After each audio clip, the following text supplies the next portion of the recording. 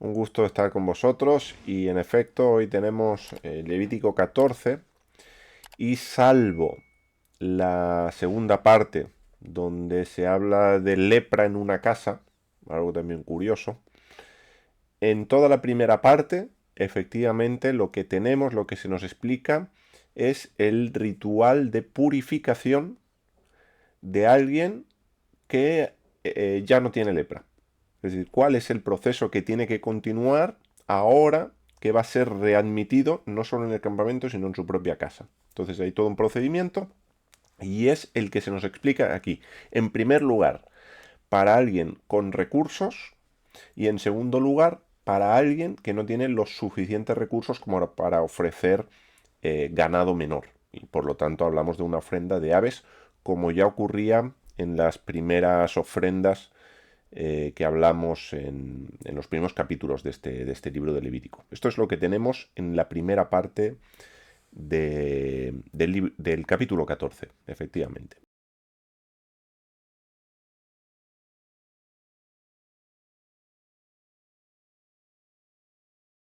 Cuando hablamos, cuando hablamos del sacerdocio, cuando hablamos del sacerdocio y por lo tanto todo lo que tiene que ver con la consagración del sacerdote, con el sacerdote o el sumo sacerdote tiene que hacer esto y tiene que hacer aquello. Hay una conexión inevitable a nivel conceptual, a nivel teológico, a nivel mmm, religioso con Jesús, con Yeshua. ¿Por qué?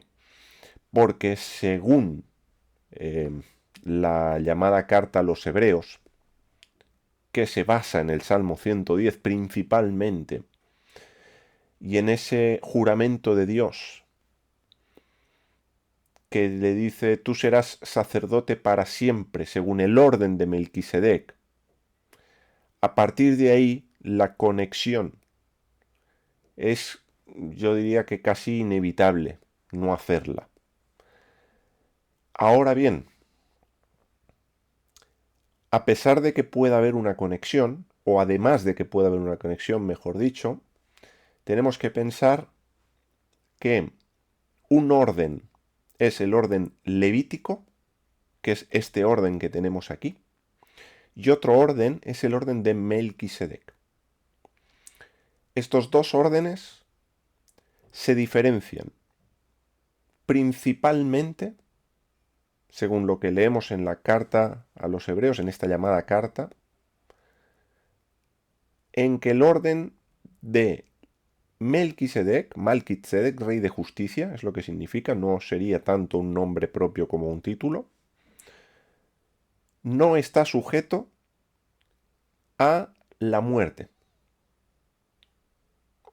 Mientras que el sacerdocio levítico sí. Por eso tenemos un sumo sacerdote y un hijo del sumo sacerdote que va a reemplazar a su padre cuando éste fallezca. Bien. Y va a haber ciertas leyes que van a estar sujetas a la muerte del sumo sacerdote. Mientras que el sacerdocio, según el orden de Melquisedec, de Malkitzedek, del rey de justicia, no está sujeto a la muerte. Esto está vinculado, cuando hablamos de Yeshua, cuando hablamos de Jesús, a la resurrección.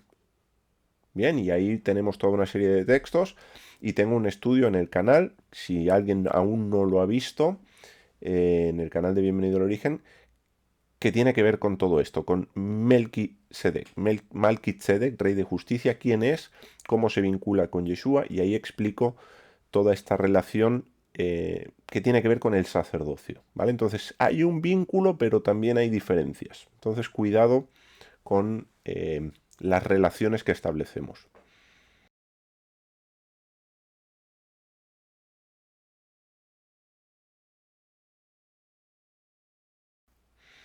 Es una buena pregunta. Para responder a esta pregunta, tenemos que entender qué le ha pasado al leproso, a la persona leprosa, porque podían contraer lepra tanto hombres como mujeres, qué le ha sucedido y en qué estado se encuentra en la actualidad. Si bien en otras ocasiones, como dices, el ritual era menor, también es cierto que en esas ocasiones donde el ritual es menor, la persona no había sido echada fuera del campamento. Sin embargo, cuando hablamos del leproso, la persona leprosa, que había sido declarada inmunda, porque tenía que ver esa declaración por parte del sumo sacerdote después de examinar la lepra. Todo esto está en el capítulo 13 de Levítico. Todo esto lo estuvimos tratando hace, creo que 2 viernes fue. Esa persona quedaba de alguna manera fuera de Israel, fuera del campamento de Israel. Era echada fuera del campamento y por tanto estaba en lugar inmundo. Fuera del campamento es donde también se echaban las cenizas de las ofrendas. Era donde se quemaba la vaca roja, la vaca lazana, fuera del campamento. Y hablamos de grados de santidad, donde el campamento de Israel tenía un grado de santidad. No tenía el mismo grado que el tabernáculo, que el Mishkan, que el santuario de Dios, pero sí tenía un grado de santidad. Por eso la persona leprosa no podía permanecer en el campamento de Israel. En un sentido, esa persona era enviada a un exilio, porque se cortaban de alguna manera todos los lazos con el campamento, con el santuario y con la adoración a Dios. Entonces, esa persona, antes de iniciar todo este procedimiento que tenemos aquí, todos estos rituales, está en ese punto. Luego, a mayor distancia de Dios y del campamento de Israel, que tenía una santidad o un grado de santidad, mayor tenía que ser también todo el procedimiento para retornar. Una de las cosas que me llama la atención de este procedimiento, bueno, hay dos, pero menciono primero una, luego tal vez digo la otra. Una de ellas es que es un proceso muy parecido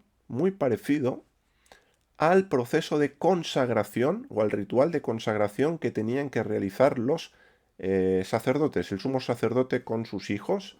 Esto lo tenemos, si mal no recuerdo, en Levítico 8. Eso significa que de la misma manera que el sacerdote, que el sumo sacerdote, pasaba de un estado común, ahora no digo impuro, sino común, a un estado de servicio a Dios, tenía que consagrarse, también el leproso pasaba de un estado, este sí, impuro, a un estado de pureza y también de consagración. Por eso digo que el campamento de Israel tiene cierto grado de santidad. Ser parte del campamento de Israel implicaba estar consagrado a Dios de alguna forma. Estar fuera de ese campamento implicaba no estarlo. Y esto lo determinaba la lepra. Entonces, primera cosa que me llama la atención, cómo se parece en algunos puntos a la consagración del sacerdote. Entonces era una persona que se consagraba para ser Israel, para ser pueblo de Dios.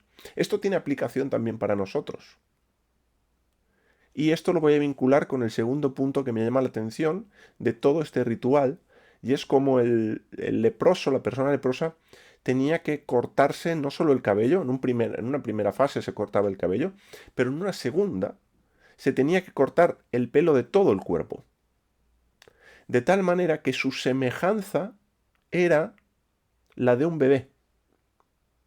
Un bebé cuando nace apenas tiene pelo. Hay bebés que nacen con más pelo que otros, pero no sería una característica común en un bebé que fuera peludo. Entonces esa persona se va a cortar todo el pelo, se va a sumergir en aguas y va a nacer de las aguas, por lo tanto vamos a tener de alguna forma el concepto de nuevo nacimiento. El concepto de nuevo nacimiento. De ahí ese vínculo que digo que hay con nosotros a día de hoy, en la actualidad, cuando una persona nace de nuevo y viene a ser parte del pueblo de Dios. Viene a formar parte de ese campamento de nuevo. Viene a estar consagrado para Dios. Bien, entonces, en un sentido, tiene mucha aplicación y tiene mucho que ver con el proceso que tiene que hacer alguien que no cree en Dios, que no cree en el Dios de Israel, que no es parte del pueblo de Dios y viene a ser parte del pueblo de Dios, ¿no? Entonces, también tenemos enseñanza en esta dirección.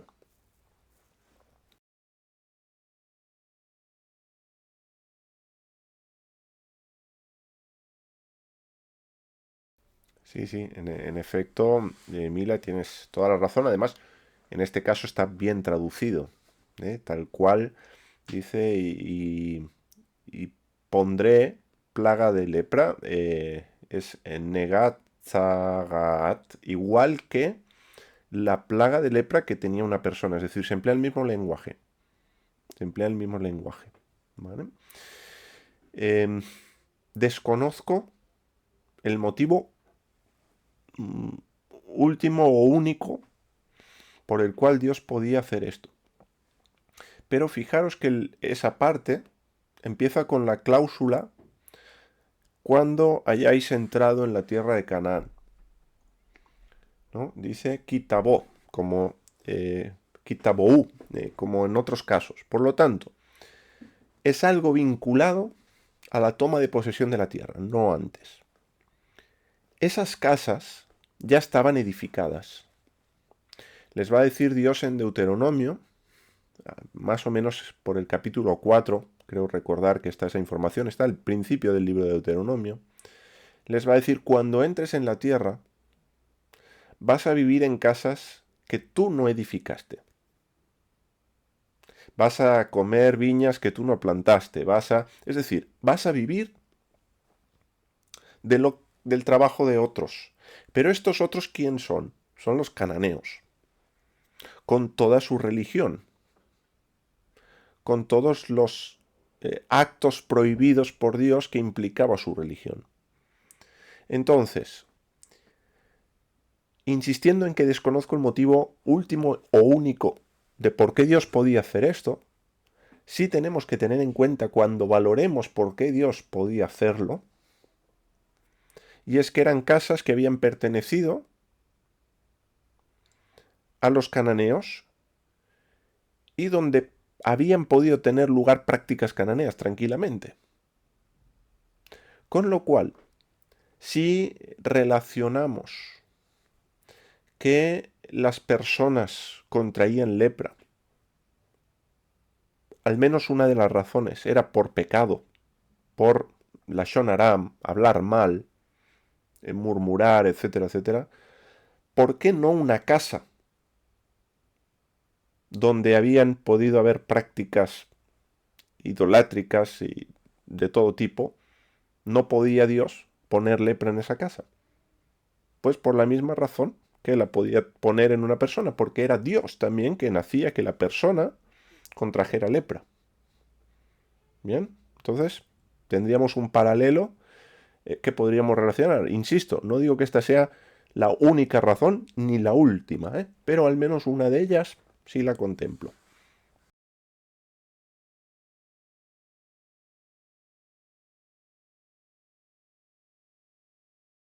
A ver, podría pasar exactamente igual que en las casas de Canaán, sí, pero tengamos en cuenta varias cosas, al menos dos cosas. La primera es que no son casas que están en Canaán, eso número uno. Y número dos, que hay cierta tipo de construcción en las casas. Sí, habla de ciertas piedras, de cierta cal que había en las piedras que tenía que ser removida, piedras que se podían quitar, partes de la casa que se podían quitar. La construcción en la mayoría de los países que nosotros vivimos no es igual. Entonces, también habría que valorar si el tipo de construcción, los materiales de construcción, intervienen o no intervienen en la lepra que podía surgir en una casa o que Dios podía poner en una casa. ¿Vale? Creo que es algo eh, que no sería fácil de establecer un paralelo. Es decir, no cualquier mancha que nos aparezca en la casa significa que la casa tiene lepra. A eso me refiero. ¿Vale? Que no de entrada vayamos viendo lepra en todas partes, sino que, bueno, hay humedades normales de condensación, hay muchos motivos por los cuales puede surgir algo en una pared, ¿eh? No necesariamente tiene que ser lepra, a esto me refiero.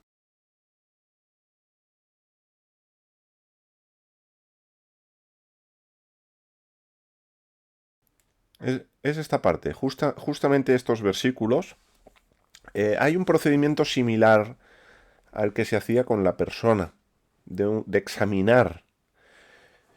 Ya os comenté cuando estuvimos hablando del capítulo 13 que una enseñanza tremenda no gira tanto en torno a la enfermedad, sino a la persona que lleva a cabo el examen. Recordemos, aquí tenemos purificación del leproso. Bien, entonces el leproso ya tiene como más parte activa en todo su procedimiento, mientras que cuando solamente está contrayendo lepra es un paciente, entre comillas, al que quien le hace el examen y quien tiene que saber cómo funciona el examen es el sumo sacerdote. Entonces se aprende mucho de cómo examinar y cómo juzgar los asuntos. Entonces tenemos ese mismo examen con una casa. Es decir, el sumo sacerdote no podía llegar de buenas a primeras y decir, no, tumbad la casa. No, no, a ver. Vamos a ver qué pasa con esto, ¿no? Y hay todo un procedimiento, lo tenéis a partir del verso 34, donde el sacerdote tenía que examinar, primero tenía que mandar desalojar la casa, es decir, no se va a examinar la casa con gente dentro, sino que tenía que desocupar la casa antes que entré a mirar la plaga para que no se ha contaminado todo lo que estuviera en la casa, ¿no? Entonces hay todo ese proceso. Después entraba el sacerdote a examinarla y si se veían manchas en las paredes de la casa, dicen verdosas o rojizas, ¿ves? Es otros colores, las cuales parecen más profundas que la superficie de la pared. Es decir, de alguna manera estaba hundida la pared. Normalmente la humedad lo que hace como te escupe la pintura y hay un saliente, no tanto una... Por eso digo que hay ciertas cosas que hoy serían tal vez un poco diferentes. Dice entonces, cuando esto sea así, el sacerdote saldrá de la casa a la puerta y cerrará la casa por 7 días. Entonces ponía esa cinta de policía, eh, no se puede pasar y nadie podía entrar por 7 días. Bien, es el mismo tiempo que tenía el leproso cuando el sacerdote lo examinaba y no estaba claro si era lepra o no era lepra. Lo encerraba por 7 días y aislaba la plaga por 7 días. Entonces dice, al séptimo día volverá el sacerdote, la examinará, y si la plaga se hubiera extendido en las paredes de la casa, como también pasaba o podía pasar en la piel de la persona, entonces mandará el sacerdote y arrancarán las piedras en que estuviera la plaga y las echarán fuera de la ciudad en un lugar inmundo. Fijaros cómo fuera de la ciudad, fuera del campamento, tiene esta connotación de un lugar inmundo, un lugar donde no hay una consagración a Dios. ¿Vale? Pero era una primera fase donde lo único que se hacía era echar las piedras afectadas. Aquí no se derribaba aún la casa, no. La casa se mantenía, solamente se quitaban las piedras que estaban afectadas. Entonces, se hacía raspar la casa por dentro, alrededor, bueno, todo lo que se raspaba, el barro que se raspaba, era echado a un lugar inmundo fuera de la ciudad, ponían otras piedras y si la plaga volvía a brotar, ahí lo tenéis en el versículo 43, después de todo ese procedimiento brotaba de nuevo, entonces el sacerdote volvía a entrar, volvía a examinar y decía o dice en Reina Valera, es lepra maligna en la casa, inmunda es. Derribará por tanto la tal casa, sus piedras, sus maderos, es decir, toda la casa se tiraba después de todo ese procedimiento, es decir, no de buenas a primeras no se tiraba la casa. Pero es justo este pasaje donde se menciona que efectivamente, en función de esta casuística, había que derribar la casa. Y luego, pues la familia que vivía sencillamente tenía que construirse una casa nueva.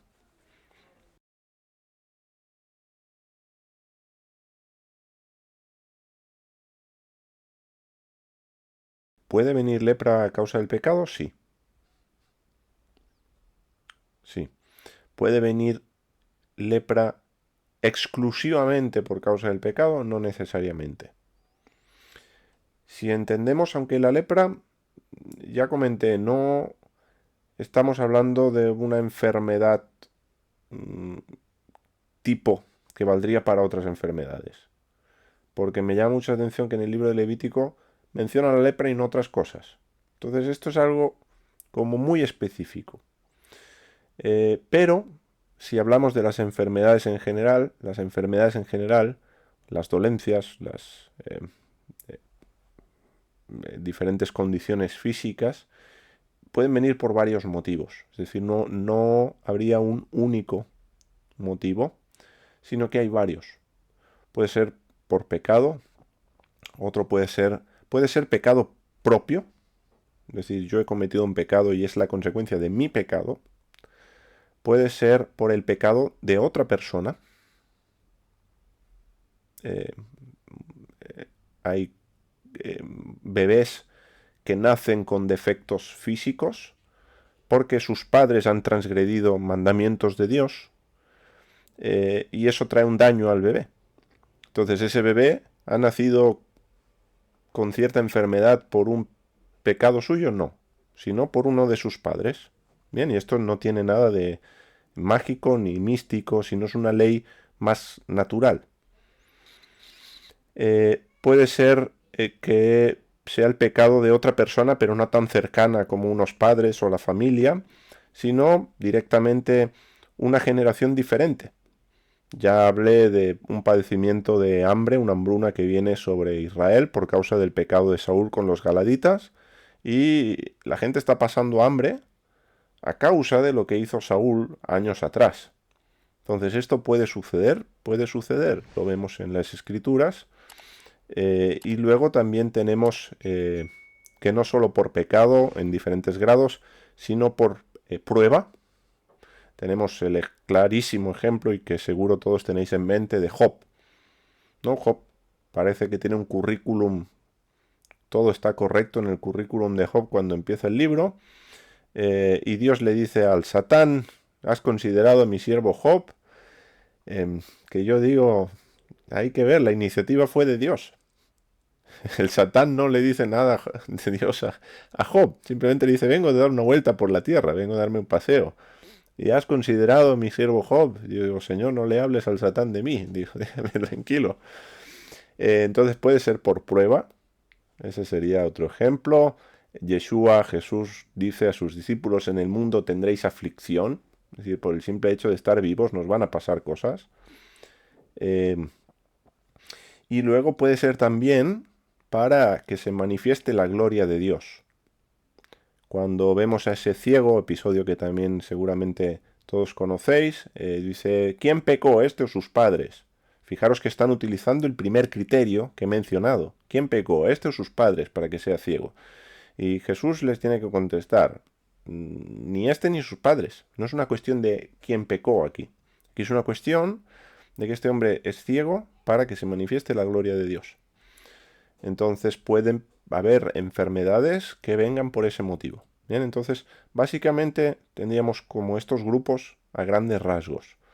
Bien, puede haber mezclas, puede haber enfermedades que vengan incluso no por pecado, no por prueba y no por gloria de Dios, que en última instancia todo va a redundar para la gloria de Dios, entendedme, pero no al menos de una forma explícita. También pueden venir por causa de espíritus inmundos. Y esta sería una causa espiritual. Y esto también pasa. Y esto también pasa. Entonces, hay diferentes motivos por los cuales podemos tener enfermedad. Y cuando hablamos de pecado, también quiero decirlo, no necesariamente es pecado según yo lo defino, sino es pecado definido según Dios. Y pecado definido según Dios, una de las definiciones que tenemos en la Biblia, no es la única, pero una de ellas es transgresión de la Torá. Entonces, ¿Nos puede venir una enfermedad por transgredir la Torá? Claro, claro. Imagínate que la Torá nos dice, si hay lepra en tu casa, deja que el sumo sacerdote venga, la examine, dejad la casa, rascad todas las piedras que tengan humedad y limpiad. Ahora imaginaros que no saneamos la humedad y dejamos que la humedad prolifere y prolifere y resulta que tenemos una enfermedad pulmonar. ¿Esa enfermedad ha venido a causa de un pecado? Sí. Esa enfermedad ha venido a causa de no sanear una humedad que Dios dice que saneemos. Eso es pecado. Claro, ¿quién predica que pecado es sanear la humedad, ¿no? O no sanearla? Eso nadie diría, bueno, pero eso no, pero eso es pecado, porque no es una transgresión de un mandamiento. ¿Nos damos cuenta? Entonces, hay que definir pecado según la Biblia. Eso es importante, ¿vale? No solo tenemos que pensar en pecados sexuales o pecados asesinato, el robo, el adulterio, la fornicación, la murmuración, no, hay otros pecados que pueden ser más del día a día, más cotidianos y también son pecado.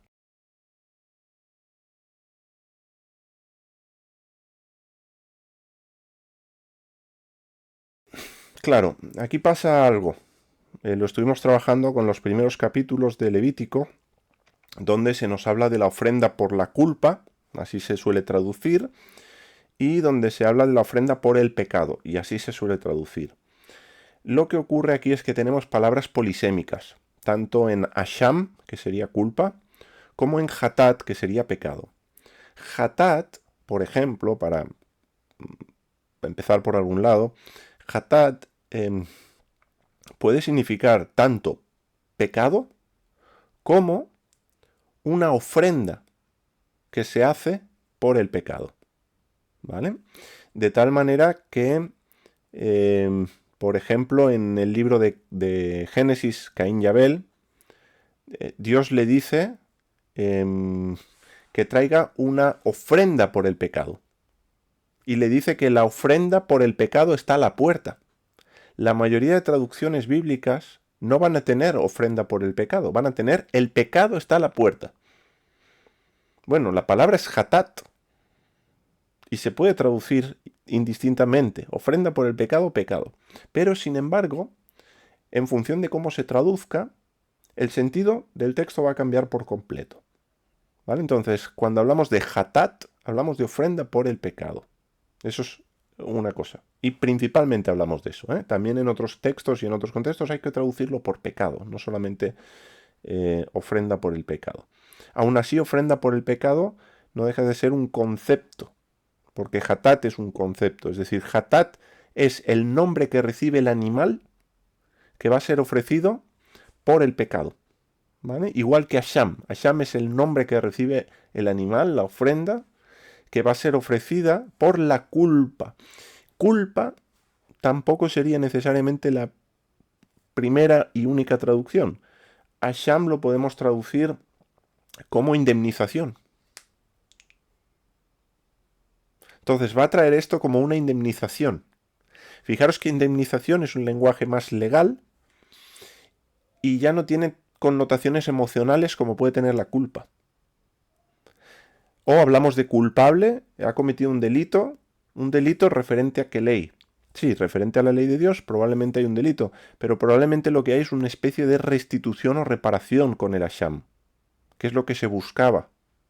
¿Vale? Entonces, cuando estudiemos, o cuando una persona estudie el tema de ofrendas, o cuando cada uno estudiéis este tema, intentad, en medida de lo posible, buscar estas palabras, hatat y asham. Hatat y asham. Y tened una lista de lo que significa hatat y una lista de lo que significa asham. Y contemplad todos los sentidos en el texto en el que las estéis leyendo. Y en función del texto y del contexto, algo que hay que trabajar y hay que releer bastante el texto, pero vais a ver cómo va encajando mejor un sentido, mejor otro. Y eso va a ayudar un poco a entender la diferencia entre hatat y asham, pero no son lo mismo. Aunque hay textos que tampoco la diferencia es como tan clara, pero sí, son dos palabras diferentes, se ofrecen cosas diferentes, los casos son distintos. Entonces, hablaríamos como de diferentes tipos de ofrenda en función de diferentes tipos de delito. Por ahí podría ir la cosa.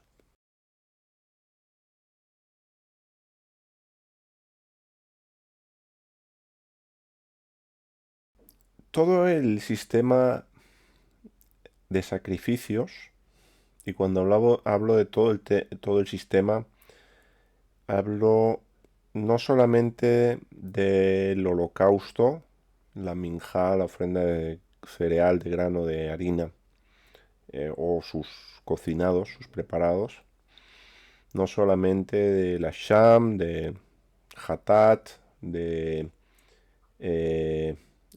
acción de gracias, de el sacrificio de paces, de los votos que implicaban una ofrenda, un sacrificio, también en algunos casos de los sacrificios que se hacían y estaban vinculados a las solemnidades, al día de reposo, a el holocausto continuo diario, al holocausto que se hacía doble en Shabbat, en día de reposo, en día de cese, del mes, cuando empezaba el mes también había ofrendas especiales.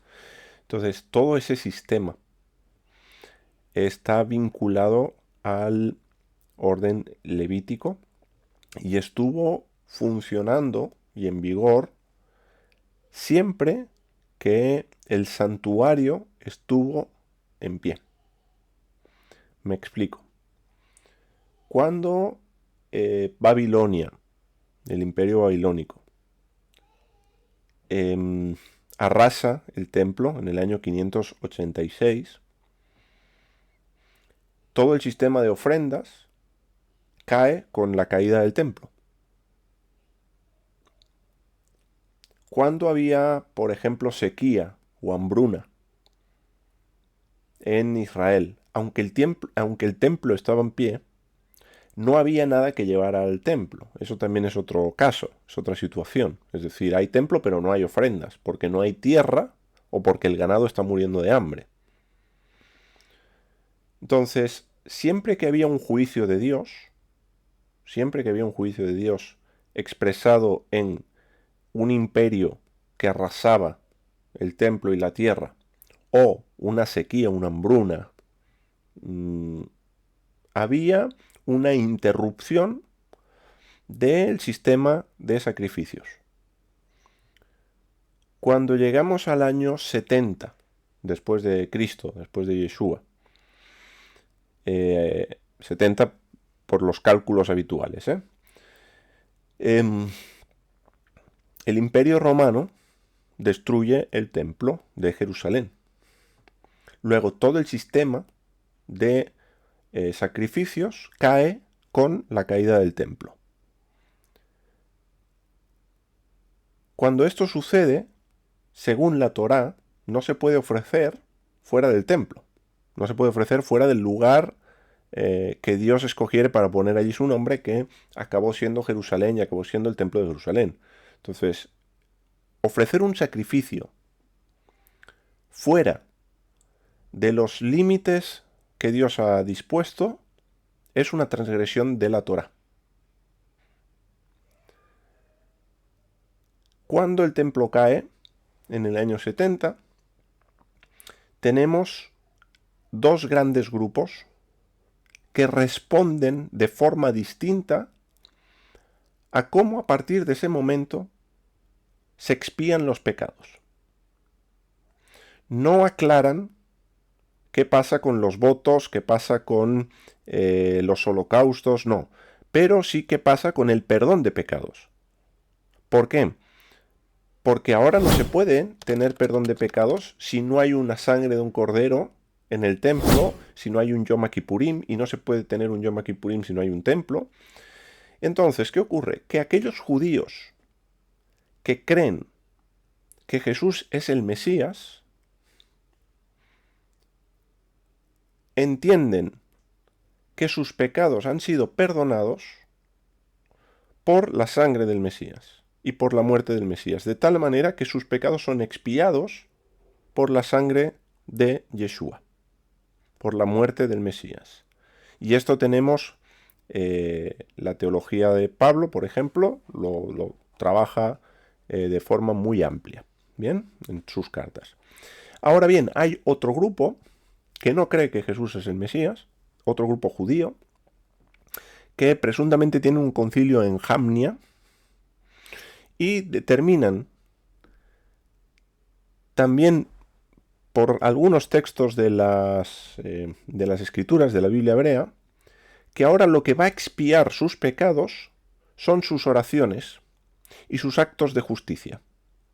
En un sentido, se van a expiar a sí mismos, sus obras van a expiar. De aquí derivan muchos sistemas religiosos en la actualidad, donde las obras de uno expían los pecados. Entonces, a la luz de lo que entiendo de las Escrituras, de lo que entiendo de la Biblia, tanto la hebrea como del Nuevo Testamento, entiendo que la opción número 1 es la opción. No entiendo que ahora nosotros expiemos nuestros pecados, ni por supuesto entiendo que uno tenga que ofrecer fuera de los límites establecidos por Dios algún animal para expiar sus pecados, sino que nuestro Yom Kippurim ha ocurrido, o mejor dicho, está ocurriendo. ¿Por qué? Porque tenemos un gran sumo sacerdote, que además de gran sumo sacerdote es ofrenda, que además es un sacrificio mejor, y que todo esto lo aborda el escritor de la llamada Carta a los Hebreos de una manera creo que excepcional, con un conocimiento excepcional de la Biblia hebrea,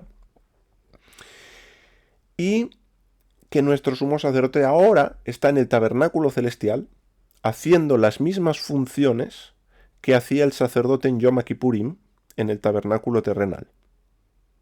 ¿Bien? Y que por ese motivo, nosotros podemos ser aceptos delante del Padre, adoptados como hijos, porque como gentiles, si no judíos entre las naciones igual dispersos, igual cortados del árbol, indistintamente, la única manera de retornar es por medio de Yeshua. No hay otro camino.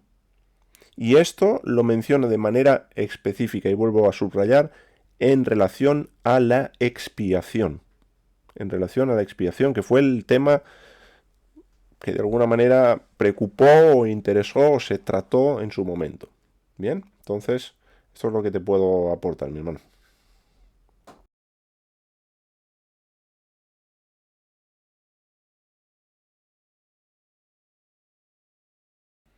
Sí estoy pensando en cómo responder de la mejor forma para que se entienda.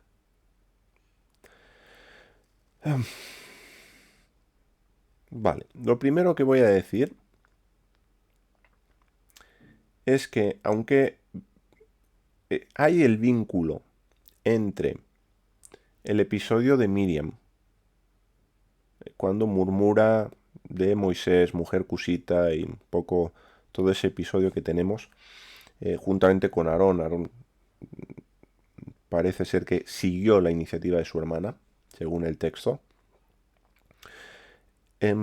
Aunque tenemos ese episodio, también comenté que si nos ceñimos a Levítico 13 y 14, especialmente el 13, el 14 en cuanto a las casas también entraría, ¿no? Y ahí podríamos hablar de, no lo he mencionado, pero podríamos hablar de la casa de Israel y tratar a Israel como una casa. ¿Y qué le pasó a la casa de Israel? ¿Vale? Que contrajo espiritualmente lepra y que fue echada fuera, en fin, hay todo un tema ahí que no hemos tratado y no sé si trataremos o no, pero ahí lo dejo como un hilo para el que quiera tirar de él. También dije que en estos capítulos no tenemos de manera explícita y diría que ni implícita la causa, el motivo por el cual la persona contrae la lepra. Podemos pensar que al menos uno de los motivos puede ser pecado, sí, pero no me ceñiría a que ese fuera el único motivo. No me ceñiría a que ese fuera el único motivo. por una razón. Porque nos puede llegar a pasar como los discípulos. ¿Quién pecó? Estos sus padres. Las cosas son así de fáciles. Matemáticas. Y generalmente Dios no funciona con esas matemáticas. ¿Vale? Con lo cual, hay cosas que nos pueden descuadrar si nosotros las tenemos demasiado cuadradas. Con lo cual yo no lo cuadraría demasiado en esa dirección de es pecado y por tanto es un ojo por ojo. Ahora bien, dicho esto como una base, suponiendo que la causa por la cual una persona contrae la lepra es porque ha murmurado de otra persona, ¿sería eso un castigo de Dios, un juicio de Dios, una lección de Dios? Que esa es la pregunta. La respuesta podría ser muy fácilmente sí. Ahora, ¿qué nos puede pasar con esto? Que no veamos justa o justo ese ojo por ojo. Si llegamos a ese punto, tenemos que recordar siempre que Dios es justo en todo lo que hace. Que Dios no comete injusticia, no hay injusticia en él. Es ajeno a su carácter, es ajena, la injusticia es ajena a su esencia. No podemos, al menos en lo que nos presenta la Escritura, no hay o no podemos atribuir injusticia a Dios. Otra cosa es que no entendamos la justicia de Dios. Ese suele ser el tema. No que Dios sea justo o injusto. Dios es justo, pero podemos no entender su justicia. Eso por un lado. Por otro lado, también puede ocurrir que no entendemos las implicaciones de la murmuración. Cuando no que no las entendamos, sino que de pronto no las tenemos presentes. Me refiero a eso, porque entenderlas se puede entender. Me refiero que no siempre tenemos presente qué implica que una persona murmure de otra. Y es que cuando una persona murmura de otra, es muy difícil hacer restitución. Si una persona habla mal de otra, ya la gente lo va a mirar de una manera distinta, lo va a tratar de una manera distinta, aunque sea mentira. Si imaginemos, alguien aquí en el grupo, Dios no lo quiera, pero alguien aquí en el grupo dice, mira, el hermano tal lo vi el otro día haciendo y nos habla de un pecado. Cuando este hermano se conecte, o esta persona se conecte, nuestras caras van a cambiar. Y la realidad será, en la mayoría de los casos, y es lo peor de todo, diría yo, que no habremos corroborado si eso es cierto o no, sino que directamente nos habremos creído la información. Cosa que el sumo sacerdote no tenía que hacer con el leproso a primera vista, sino que el sumo sacerdote tenía que ver la lepra y dejarlo reposar 7 días, y a los 7 días llamar al leproso. No valía que alguien le dijera al sumo sacerdote, fulanito tiene lepra, pues echadlo del campamento. El sumo sacerdote tenía que ver con sus propios ojos eso. Y no estamos muy acostumbrados a gestionar la murmuración. Yo no sé si os pasa o no os pasa, pero viene una persona a vosotros con un chisme. ¿No os es incómodo cortar a esa persona? ¿Y preferís escucharla antes que frenarla? Para no herir sus sentimientos, ¿no? Porque se va a sentir mal y le damos oído a la murmuración. ¿Qué es más grave? ¿Que una persona murmure o que otra le dé oído? Si le damos oído y no denunciamos si eso es verdad, si no es verdad, si no comprobamos la información, de alguna forma nos estamos convirtiendo en cómplices de esa murmuración. Bien, entonces, fundamental entender y tener presente, a eso me refiero, tener presente qué implica la murmuración y el daño que puede llegar a causar la murmuración en una persona, en una familia, en un grupo. El chisme, la crítica, eso destruye. Eso destruye. Dice, y Tatiana con ese ejemplo lo ha ilustrado muy bien, del agua y lo que produce las malas palabras o las malas vibraciones del sonido sobre un elemento. Santiago nos dice que en la lengua está la capacidad de dar vida o de quitarla. Entonces, si tomamos eso literal, con nuestra boca, con lo que decimos de alguien, lo podemos matar. Obviamente no morirá físicamente, pero podemos matar su reputación. Podemos matar sus opciones laborales.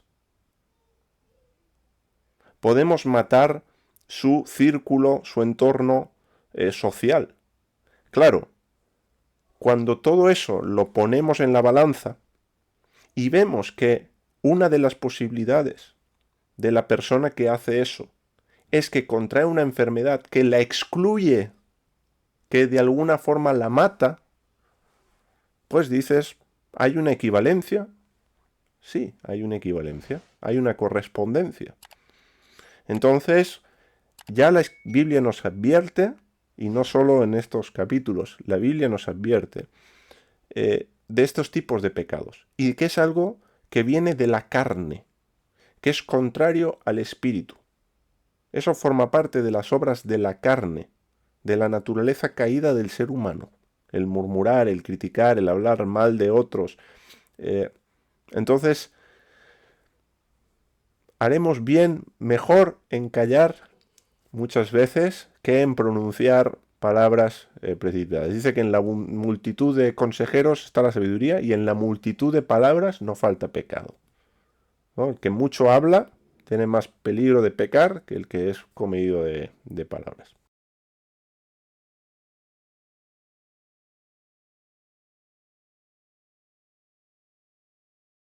Efectivamente, estando Jesús vivo, presente, sana a los leprosos y bueno, limpia a los leprosos, porque los leprosos no se sanaban, se limpiaban. Utiliza otro lenguaje. Dice, id y presentaros ante el sacerdote, que el sacerdote os examine y presentad la ofrenda que tenéis que presentar de purificación. Es decir, una muestra de que Jesús no está anulando nada, ¿no? Jesús podría haber dicho, mira, olvidaos del sacerdocio que es corrupto, olvidaros del templo, huid a Qumran con los esenios y ya está, yo os he limpiado. Se acabó. Y vemos que no funciona así, ¿no? Entonces, es un muy buen ejemplo para ver qué pasaría si tuviéramos un templo y estuviera Yeshua. No veo incompatibilidad. La incompatibilidad la hemos generado o la ha generado un sistema religioso, ¿no? También es cierto, y aprovecho para decir esto, que es algo en lo que vengo meditando, esto es personal, os lo comparto como reflexión. Pero cuando hablamos, yo prefiero usar la palabra sistema religioso que no la iglesia o... ¿Por qué? Hay iglesias en las que no se estudia la Biblia y hay iglesias en las que sí. Y hay iglesias en las que las cosas las han tenido más claras y hay iglesias en las que no las han tenido nada claras ni las tienen. Entonces es verdad que hay un sistema religioso que el mensaje que presenta es muy light, ¿no? O al menos una parte del sistema religioso que el mensaje es muy light, que es, hace una oración y esa oración es un ascensor al cielo, es un pase VIP. Eso no es un mensaje bíblico. Pero no en todas las iglesias eso es lo que se predica, ni mucho menos. Hay iglesias y hay comunidades y hay creyentes que aunque hay ciertas cosas de la Torá que no ven, hay otras que tienen muy claras y que hablan de arrepentimiento y que hablan de una manera muy clara de lo que implica el seguir a Jesús y no, digamos, no abaratan la gracia de Dios. Entonces, hay, pues como todo, en la viña del Señor hay de todo. Para terminar, pues creo que mejor, porque ya tenemos la hora, básicamente, si podéis estudiar este capítulo seguir estudiando este capítulo. A la luz de lo que acabamos de comentar, la casa de Dios, Israel como casa, la casa de Israel, la casa de Judá, nosotros como casa de Dios, como templo, eh, nosotros no solo de manera individual, sino colectiva, porque dice que somos piedras vivas del templo de Dios. Entonces, hay piedras que contraían lepra, otras piedras no. Entonces, esas piedras eran las que tenían que ser echadas fuera. No toda la casa tenía que ser derribada. Ahora, cuando toda la casa era derribada, ¿por qué? Era porque eso ya se había contagiado a toda la casa, a todo el edificio, se había extendido la plaga. Entonces, si podéis, me encantaría que pudiera ser, si tenéis oportunidad de estudiar Levítico 13, Levítico 14, que es donde aparece lo de la casa, vinculando con estas ideas, creo que le podréis sacar mucho provecho no solo a Levítico 14, sino a otras partes de la escritura.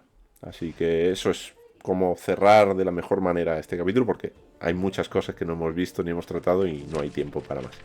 Así que muchas gracias.